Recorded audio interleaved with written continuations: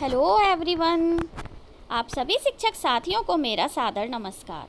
आपके अपने YouTube channel में आप सभी का हार्दिक स्वागत है। साथियों, एक बिग ब्रेकिंग न्यूज़ है कि जनपद सीतापुर में निपुण भारत मिशन से संबंधित ऑनलाइन क्विज आयोजित किया गया है, जिसमें 20 प्रश्न पूछे गए हैं।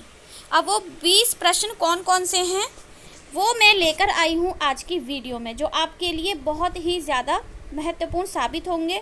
हो सकता है आगामी दिनों में कुछ और जनपद में इस तरह के ऑनलाइन क्विज आयोजित हों, तो उसकी तैयारी करने के लिए आप सबके लिए बहुत ही महत्वपूर्ण साबित होंगे।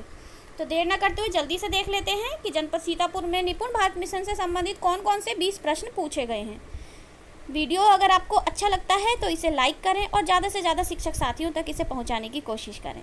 और अगर आप चैनल पर पहली बार आए हैं तो कृपया चैनल को सब्सक्राइब करके बेल नोटिफिकेशन को ऑन कर दें, ताकि मेरे इसी प्रकार के बेसिक शिक्षा विभाग से संबंधित अन्य वीडियोस के नोटिफिकेशन भी आपको टाइम टू टाइम मिलते रहें। तो आइए जल्दी से देख लेते हैं आज का ये इम्पॉर्टेंट वीडियो। ये देखिए, जो पहला प्रश्न पूछा गया है वो है चहक कार्यक्रम में शामिल नहीं है। तो यहाँ आप देख सकते हैं चहक कार्यक्रम में क्या शामिल नहीं है। अभिभावक बैठक भी शामिल है, अभिभावक संपर्क भी शामिल है और नामांकन भी शामिल है। तो उपचारात्मक जो शिक्षण है वो चहक कार्यक्रम में सम्मिलित नहीं है। नेक्स्ट क्वेश्चन हम देखेंगे, कक्षा 1 का नोडल शिक्षक कौन होगा। तो जैसा कि आप सभी जानते हैं, कक्षा 1 का नोडल शिक्षक होगा जो स्कूल रेडीनेस कार्यक्रम हेतु प्रशिक्षित शिक्षक है, यानी कि स्कूल का वो शिक्षक जिसने स्कूल रेडीनेस कार्यक्रम की ट्रेनिंग की है। अगला प्रश्न पूछा गया है, अर्थ के साथ 45 से 60 शब्द प्रति मिनट प्रवाह के साथ पढ़ लेते हैं। उक्त लक्ष्य किस कक्षा के बच्चों हेतु निर्धारित है। तो आप देखिए, अर्थ के साथ 45 से 60 शब्द प्रति मिनट के प्रवाह के साथ पढ़ना, तो निपुण भारत मिशन के अनुसार ये कक्षा 2 का लक्ष्य निर्धारित किया गया है। अगला क्वेश्चन है, दीक्षा एप्लीकेशन पर FLN 3.0 प्रशिक्षण का 5वां मॉड्यूल निम्न में से कौन सा है। तो अगर आपने सभी ट्रेनिंग्स कर ली हैं तो आप अच्छे से जानते हैं कि जो 5वां मॉड्यूल है वो संबंधित है हमारे इसी प्रोग्राम से, निपुण भारत मिशन से, यानी कि विद्या प्रवेश एवं बाल वाटिका की समझ। अब हम अगला क्वेश्चन देख लेते हैं। अगला क्वेश्चन है, 4 अंकों तक संख्याएं पढ़ लिख लेते हैं और सरल गुणा के प्रश्न हल कर लेते हैं। उक्त लक्ष्य किस कक्षा के बच्चों हेतु निर्धारित हैं। तो 4 अंकों तक की संख्याएं पढ़ना लिखना और सरल गुणा के प्रश्न हल करना हमारा कक्षा 3 का लक्ष्य है। अगला प्रश्न देखते हैं, 100 दिवसीय रीडिंग कैंपेन की विद्यालय स्तरीय रणनीतियों में सम्मिलित हो सकता है। SPO द्वारा प्रेषित लिंक, सामग्री को देखना पढ़ना, पुस्तकालय कालांशों में बच्चों द्वारा पुस्तकें पढ़ना, नंबर 3 प्रिंट रिच वातावरण को समृद्ध करना, और नंबर 4 कक्षा शिक्षण में पाठ्य पुस्तक पढ़ने के अवसर देना। तो इनमें से कौन सा सही है। तो ये उपरोक्त सभी, यानी कि जो 100 दिवसीय रीडिंग कैंपेन चल रहा है उसमें विद्यालय स्तरीय रणनीतियों में ये सभी शामिल किए जा सकते हैं। अगला है, 100 दिवसीय रीडिंग कैंपेन किस थीम पर आधारित है। तो देखिए, बच्चे पढ़ना सीखें, उपरोक्त में से कोई नहीं। बच्चे पढ़ने के लिए सीखें और सीखने के लिए पढ़ें, या फिर मनोरंजन के लिए पढ़ें। तो इसका सही आंसर है बच्चे पढ़ने के लिए सीखें और सीखने के लिए पढ़ें। अब हम चलते हैं नेक्स्ट प्रश्न की तरफ। 10 तक अंकों की पहचान और पढ़ लेते हैं तथा एक क्रम में घटनाओं की संख्या, वस्तुओं, आकृतियों को व्यवस्थित कर लेते हैं। उक्त लक्ष्य किस कक्षा के बच्चों हेतु निर्धारित है। तो 10 तक के अंकों की पहचान और पढ़ना ये बाल वाटिका का लक्ष्य है। अगला है हमारा, निपुण भारत मिशन के अंतर्गत प्रेरक विद्यालय घोषित किए जाने के लिए कितने प्रतिशत बच्चों द्वारा ग्रेड कॉम्पिटेंसी प्राप्त करना आवश्यक है।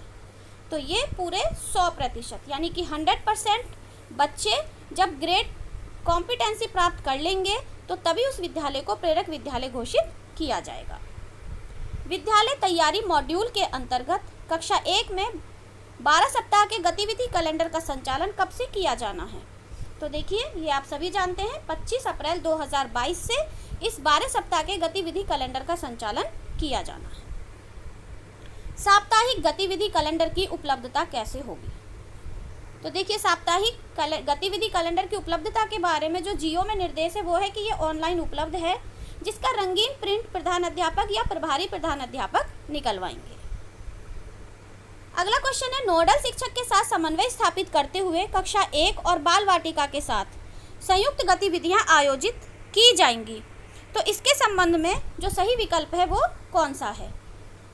हाँ, कोलोकेटेड आंगनवाड़ी केंद्रों में, नहीं केवल कक्षा 1 में, नहीं केवल स्टैंड अलोन आंगनवाड़ी केंद्रों में, या फिर हाँ सभी आंगनवाड़ी केंद्रों में। तो ये जो समन्वय स्थापित करते हुए गतिविधि आयोजित की जाएंगी ये कोलोकेटेड आंगनवाड़ी केंद्रों में, यानी कि कोलोकेटेड आंगनवाड़ी केंद्र वो होते हैं जो प्राथमिक विद्यालय के प्रांगण में ही संचालित किए जाते हैं।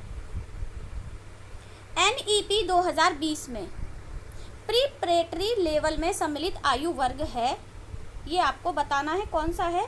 तो देखिए ये है 8 से 11 वर्ष। जो इसमें फाउंडेशन लेवल है वो है हमारा बाल वाटिका से लेके कक्षा 2 तक, और जो प्रिपरेटरी लेवल है वो है कक्षा 3 से लेके 5 तक, जिसमें हमारे 8 से 11 वर्ष आयु वर्ग सम्मिलित होता है। NEP के अनुसार बच्चे के मस्तिष्क का 85% विकास हो जाता है। तो NEP के अनुसार 6 वर्ष से पूर्व ही बच्चे के मस्तिष्क का 85% डेवलपमेंट हो जाता है। अगला प्रश्न है NEP 2020 में फाउंडेशन लेवल में सम्मिलित है। देखिए वही क्वेश्चन आ गया ये। तो जो फाउंडेशन लेवल है हमारा वो है प्री प्राइमरी से कक्षा 2 तक, और जो प्रिपरेटरी लेवल है वो है कक्षा 3 से कक्षा 5 तक। उसके अलावा मिडिल लेवल है हमारा कक्षा 6 से 8 तक, और सेकेंडरी लेवल है कक्षा 9 से 12 तक। इसके कुल 4 स्टेज हैं। अगला प्रश्न है शिक्षक डायरी के प्रयोग के संदर्भ में निम्न तथ्य हो सकते हैं। पहला है टाइम एंड मोशन आदेश में उल्लेखित है। दूसरा, बच्चों के अधिगम पर सकारात्मक प्रभाव पड़ता है। तीसरा है शिक्षक डायरी शिक्षण योजना निर्माण के लिए अतिरिक्त समय की व्यवस्था की गई है। और चौथा है सुपरविजन एवं निरीक्षण के समय देखी जाती है। तो भाई देखिए आप सब इसको पढ़ के ही समझ गए होंगे कि उपरोक्त सभी शिक्षक डायरी के संदर्भ में सही तथ्य हैं। अगला प्रश्न है उपचारात्मक शिक्षण जारी रहेगा। बहुत ही महत्वपूर्ण प्रश्न है। तो जो उपचारात्मक शिक्षण है वो कक्षा 2 से कक्षा 8 तक जारी रहेगा। कक्षा 1 में कोई उपचारात्मक शिक्षण नहीं दिया जाएगा। अक्षरों एवं संगत ध्वनियों को पहचान लेते हैं और कम से कम 2 अक्षर वाले सरल शब्द पढ़ लेते हैं। उक्त लक्ष्य किस कक्षा के बच्चों हेतु निर्धारित है? तो संगत ध्वनियों को पहचानना और 2 अक्षर वाले सरल शब्द पढ़ना हमारा बाल वाटिका का लक्ष्य है। निपुण भारत मिशन के लक्ष्य हासिल करने हेतु निर्धारित समय सीमा है। इससे आप सभी अवगत हैं कि हमारा 2026-27 तक निपुण भारत मिशन के लक्ष्य हासिल करने के लिए समय सीमा का निर्धारण किया गया है। निपुण भारत मिशन का लक्ष्य मूलभूत साक्षरता एवं संख्या ज्ञान करना है। तो देखिए जो निपुण भारत मिशन है उसका जो मुख्य लक्ष्य है वो बाल वाटिका से कक्षा 3 तक के लिए है। तो मूलभूत साक्षरता और संख्या ज्ञान किसको कराना है? बाल वाटिका से लेकर कक्षा 3 तक के बच्चों को। तो देखिए ये बहुत ही इंपॉर्टेंट वो 20 क्वेश्चन थे जो सीतापुर डिस्ट्रिक्ट में अभी एक ऑनलाइन क्विज जो किया गया था उसी के ये प्रश्न थे। तो मुझे पूरी उम्मीद है कि आपके लिए बहुत ही लाभदायक रहे होंगे और आपको अपने जनपद के क्विज को तैयार करने में इनसे मदद मिलेगी। वीडियो पसंद आया हो तो कृपया लाइक और शेयर करके चैनल को कर लें सब्सक्राइब। धन्यवाद।